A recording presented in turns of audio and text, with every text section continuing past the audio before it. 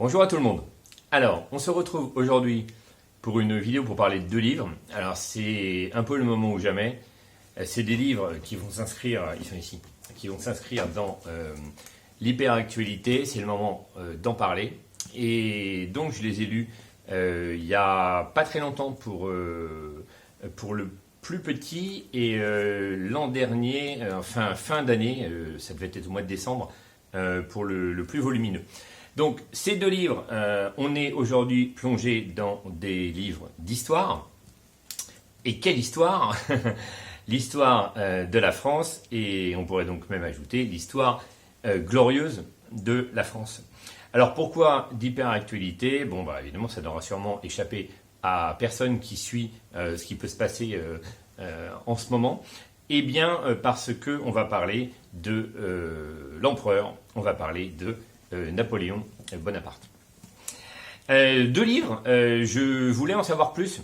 Bon, comme beaucoup de gens, on a tous un bagage, on a des connaissances sur l'Empire napoléonien, sur l'empereur, évidemment. Et on veut parfois creuser, avoir des informations plus justes, plus précises, qui sont aussi parfois libérées des tensions qu'on peut avoir autour du personnage de Napoléon. Et moi, j'aime bien avoir une parole plutôt recherchée, fouillée, et si possible, pas trop à charge, en tout cas plutôt neutre, on va dire. Et je me suis intéressé à donc un enseignant, historien, qui a été enseignant dans plusieurs universités. Alors, je crois qu'il était enseignant à Lyon, mais je ne suis pas sûr. Non, c'est à Nancy. Je le vois sur le en quatrième de couverture, pardon.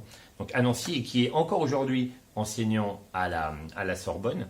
C'est quelqu'un qui fait autorité, qui n'est pas un historien polémiste, donc il est reconnu par ses pairs.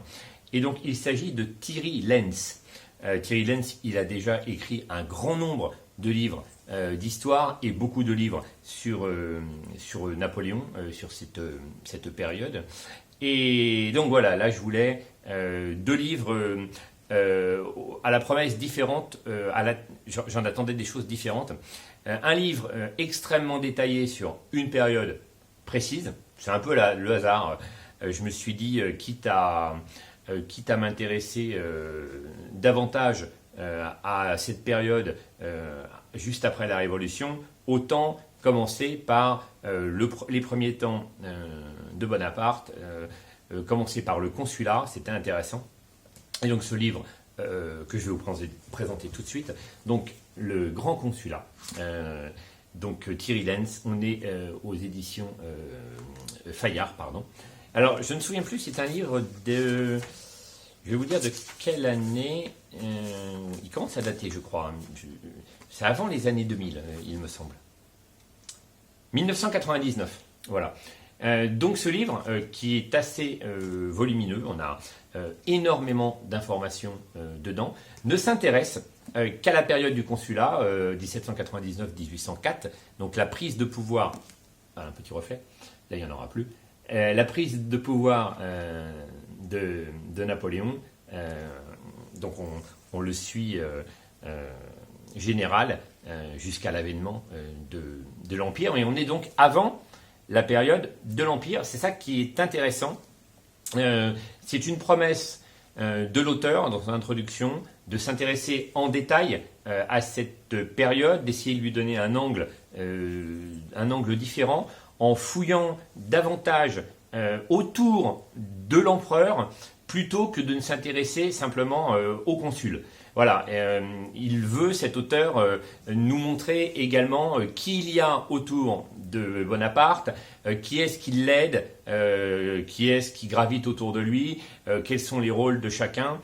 Et donc du coup, il fouille profondément dans l'histoire du consulat pour nous donner une somme de détails vraiment immense sur cette période, alors du 18 Brumaire, le coup d'État du 18 Brumaire, évidemment jusqu'à l'ascension de Napoléon.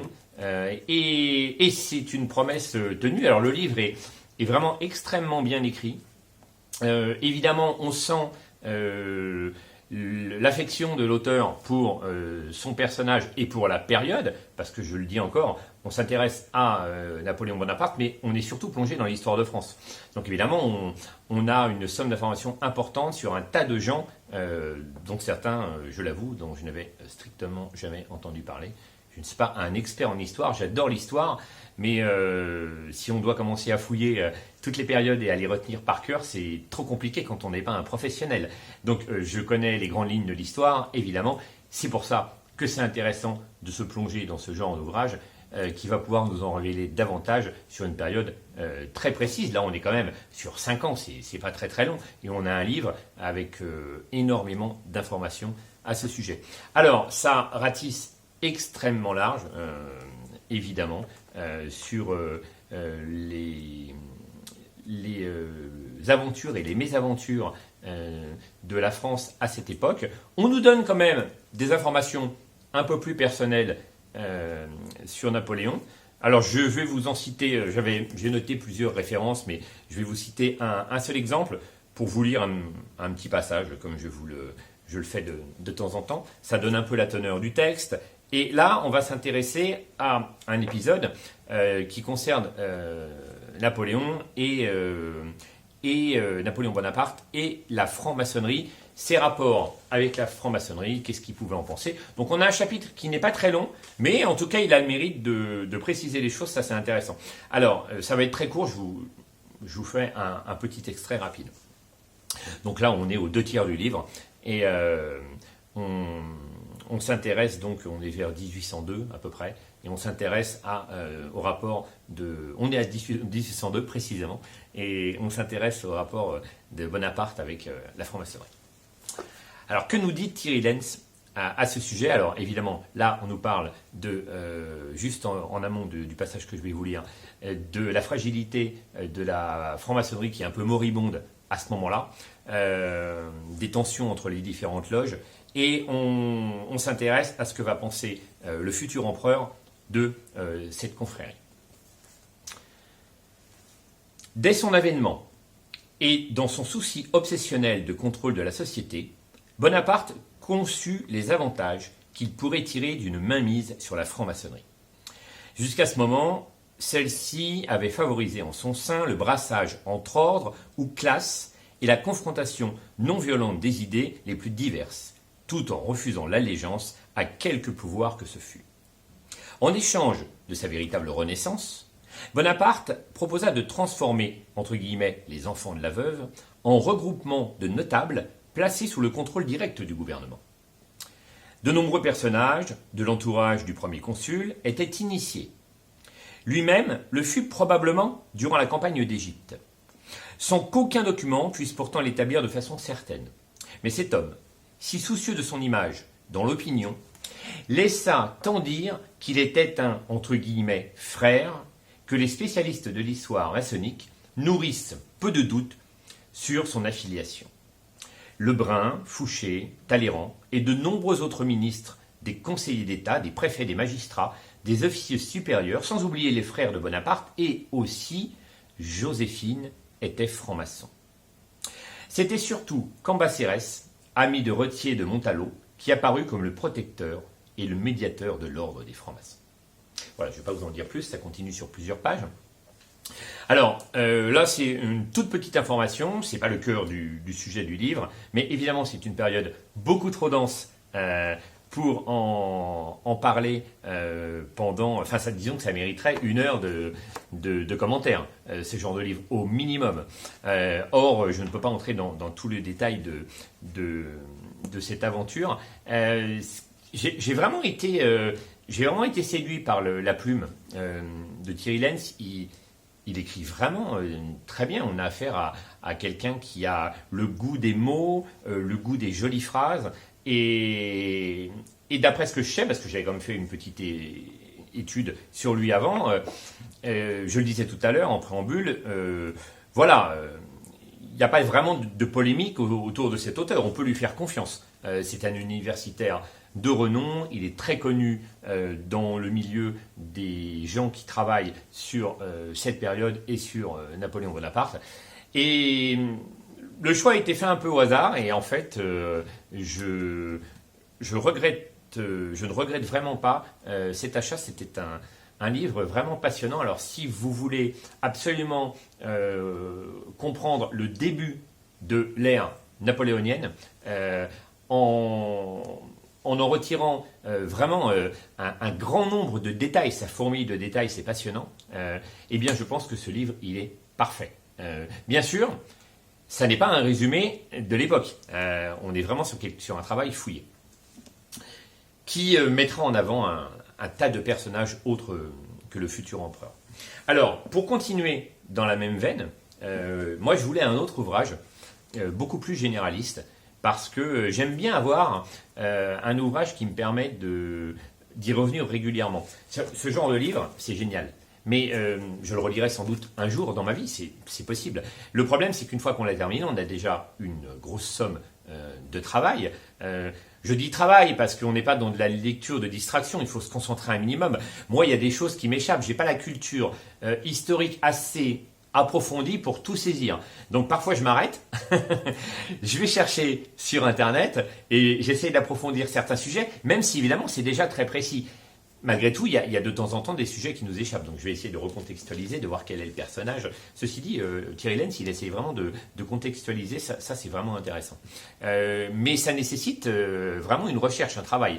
C'est pas toujours facile. Donc moi j'aime bien ce genre de livre, j'y reviendrai peut-être plus tard, mais ça pas avant un bon moment. Et à côté de ça, j'aime bien avoir un livre plus généraliste, plus synthétique, plus court, qui peut rester pas loin de moi, et si j'ai envie de réapprendre un sujet en particulier, de me replonger dans un épisode, je peux m'en saisir et me dire là, voilà, là je sais que j'ai quelque chose qui va à l'essentiel, et ça va être beaucoup plus facile d'accès, et ça nécessitera moins de temps pour se plonger dans une nouvelle lecture. On reste sur le même sujet, on est toujours avec Napoléon, et on reste avec le même auteur. Alors, pour le coup, comme j'avais aimé le livre sur le grand consulat, je me suis dit, je vais voir si cet auteur il a fait d'autres choses intéressantes. Et il a fait un livre qui là est une synthèse de la personnalité de l'empereur. C'est un livre beaucoup plus récent, il est chez Texto, et donc ça s'appelle Napoléon en 100 questions. Il y a plusieurs livres dans cette collection. Napoléon en 100 questions, donc toujours Thierry Lenz. Le livre est plus récent, il est de 2013. Et là, pour le coup, on a un livre extrêmement synthétique, puisque chaque question est développée sur une durée de 2 à 4 pages. Donc là, bon, je l'ai ouvert au hasard. Comment Napoléon est-il parvenu au pouvoir? Donc on a 1 page, 2 pages, 3 pages. C'est une synthèse. J'ai trouvé ça vraiment intelligent. C'est vraiment très agréable d'avoir 100 questions qui répondent comme ça à cette époque de Napoléon. Et ce qui est vraiment intéressant, c'est que ça brasse extrêmement largement sur la vie de l'empereur. Donc on a des questions extrêmement pointues, comme par exemple Talleyrand a-t-il trahi Napoléon, ou est-ce que Bonaparte a participé au début de la Révolution, et on a des questions plus précises, plus précises parfois, et aussi plus anecdotiques. Alors plus précises, par exemple, Napoléon Bonaparte a-t-il transformé Paris? Donc là, on nous parle un petit peu des travaux entrepris par l'empereur. On a des questions philosophiques. Napoléon avait-il peur de la mort, par exemple? Et c'est toujours, enfin moi j'ai trouvé que c'était toujours judicieux, bien écrit, toujours dans le même style que le livre précédent. Et on a aussi des questions sur les amours de Napoléon. Donc il y a vraiment beaucoup de choses intéressantes, parfois qui sont de l'ordre de la polémique. Donc ce que j'ai aimé avec cet auteur, c'est qu'il tranche dans les polémiques sans en avoir peur, sans avoir peur de prendre parti. Ça c'est quand même sympa. Et alors je vais vous citer, je vais vous lire quelques passages, parce que évidemment ça n'aura échappé à personne. Je le disais tout à l'heure, tout le monde le sait. Notre époque est extrêmement polémique avec son histoire, avec l'histoire de France, avec l'histoire du monde par extension, et également avec Napoléon, qui est, on le rappelle, hein, on le sait, presque tout le monde le sait, qui est le Français le plus connu à l'étranger, et qui est un des plus glorieux personnages de l'histoire de France. C'est presque l'apogée de la France, l'époque de l'Empire napoléonien.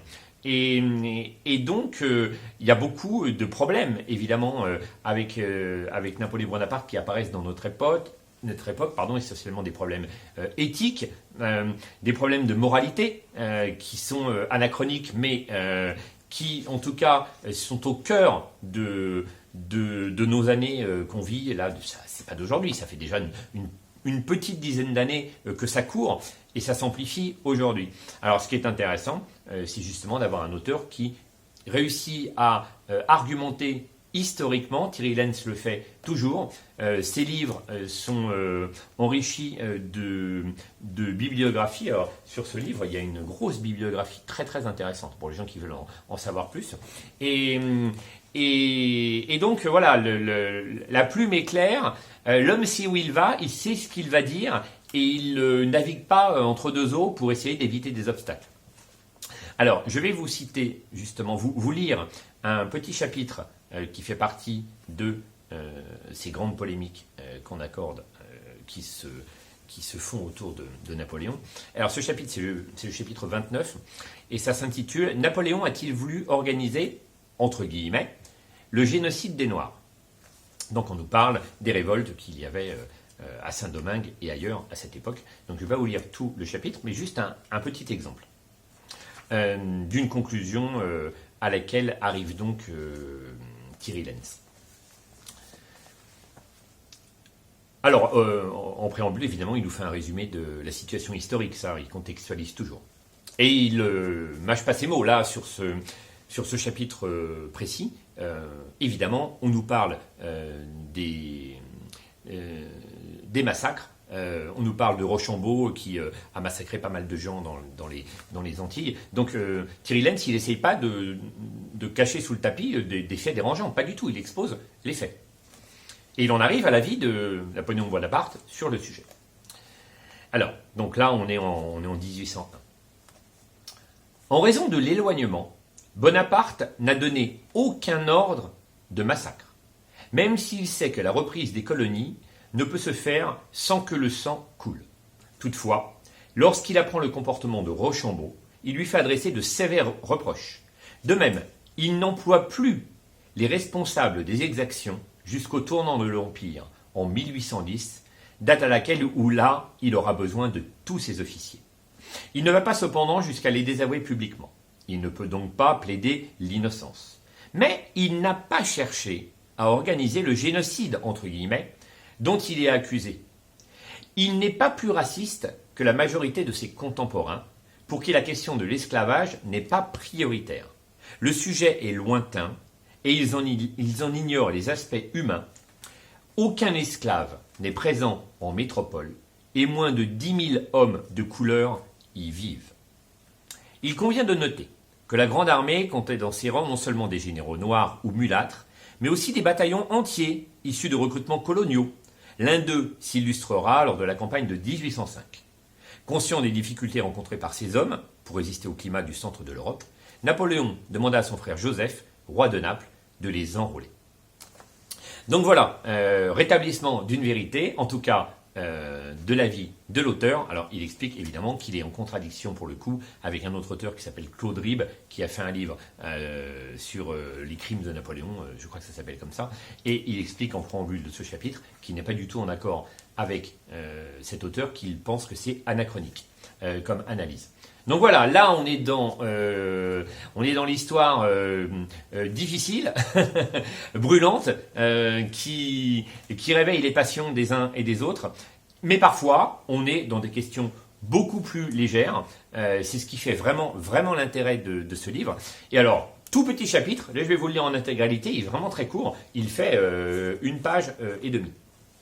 À peine, 1 page en réalité. Donc chapitre 44.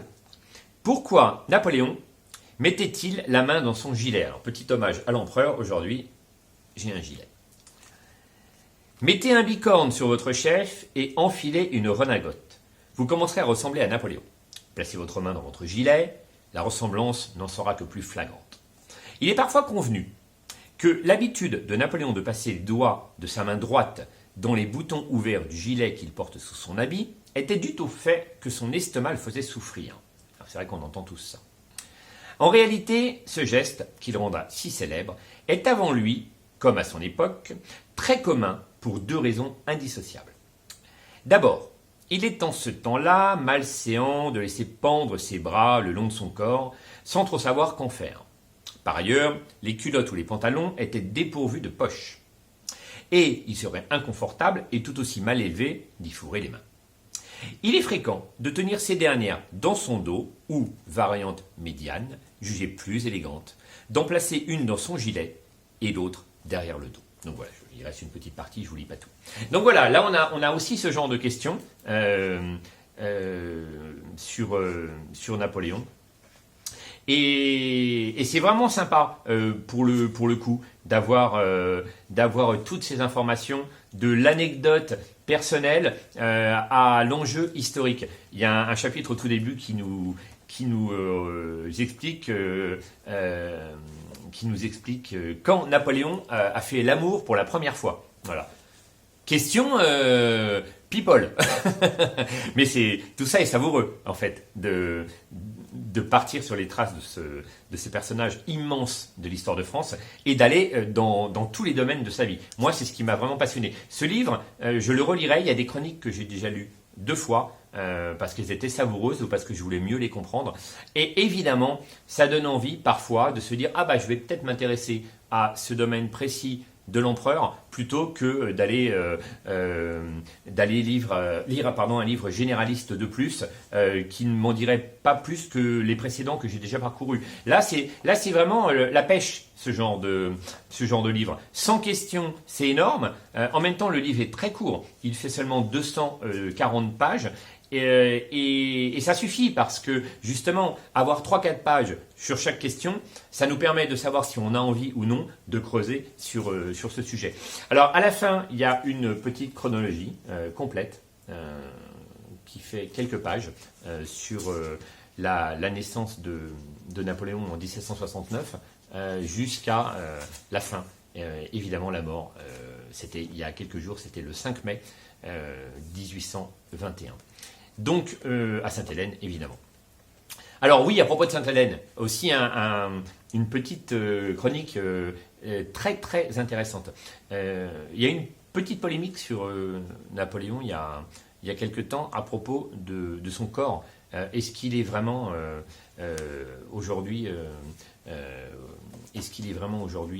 à Paris ou bien est-ce que le corps aurait été substitué, volé pour être emmené en Angleterre? Alors, il y a eu une polémique. Notre ami Thierry Lenz tranche. Je ne vous dis pas comment il tranche, mais il tranche d'une manière catégorique. C'est intéressant parce que j'ai entendu le contraire de ce qu'il dit dans un documentaire. C'est ça, un documentaire. Et qui était sérieux, qui m'était apparu. Mais là, il m'était apparu sérieux. Là, par contre, quand j'ai lu la chronique, je me suis dit, ah non, en fait, ils n'ont pas été sérieux. Là, Thierry Lenz, il nous apporte des preuves irréfutables qui tranchent définitivement sur cette question. Donc voilà, vraiment, ce livre, je vous le conseille. Napoléon en 100 questions. C'était vraiment génial. J'ai passé un très bon moment. Pour être parfaitement honnête, je dirais que ce sont 2 types de lectures qui ne s'opposent pas, qui se complètent, bien évidemment. Celui-ci mérite plus de travail, plus d'attention, plus de concentration. Celui-ci est beaucoup plus facile à lire, mais c'est pas là le problème. C'est que moi je retiens qu'il est beaucoup plus agréable parce qu'on peut y revenir régulièrement et on peut se remettre sous la dent une petite chronique, une petite anecdote, une période précise et se dire ça c'était bien, je vais aller creuser. Voilà pour ces 2 livres sur Napoléon Bonaparte.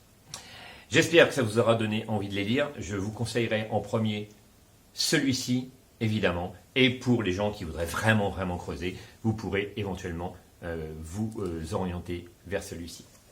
Voilà, j'espère que ça vous a plu. Je vous dis à bientôt pour une prochaine chronique.